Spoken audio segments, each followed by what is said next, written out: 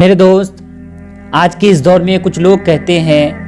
کہ جس کے پاس پیسہ ہے اس دنیا میں اس کی عزت ہے، جس کے پاس دولت ہے اس دنیا میں اس کی عزت ہے، اور جس کے پاس پیسہ نہیں ہے، جس کے پاس دولت نہیں ہے، اس دنیا میں اس کی کوئی عزت نہیں ہے۔ تو میں ایسے خام خیال لوگوں سے کہوں گا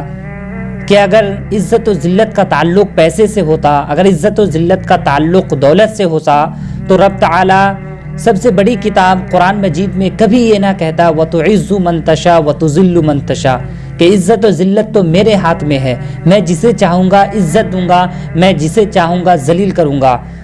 تو میرے دوست، پتہ کیا چلا کہ عزت و ذلت کا تعلق پیسے سے نہیں ہے، عزت و ذلت کا تعلق دولت سے نہیں ہے، بلکہ عزت و ذلت کا تعلق تو رب تعالیٰ سے ہے۔ رب تعالیٰ جسے چاہے گا عزت دے گا، جسے چاہے گا ذلیل کرے گا۔ اگر عزت و ذلت کا تعلق پیسے سے ہوتا، غریب کو ہمیشہ ذلیل ہونا چاہیے تھا، لیکن کسی غریب کو آپ نے ہمیشہ ذلیل ہوتے ہوئے دیکھا ہے، وہ بھی عزت پاتا ہے۔ اگر عزت و ذلت کا تعلق پیسے سے ہوتا تو امیر کو ہر جگہ سے عزت ملتی، لیکن کبھی وہ بھی ذلیل ہوا ہے۔ تو عزت و ذلت کا تعلق پیسے سے نہیں ہے، بلکہ عزت و ذلت کا تعلق رب تعالیٰ سے ہے۔ رب تعالیٰ جسے چاہے گا عزت دے گا، جسے چاہے گا ذلیل کرے گا۔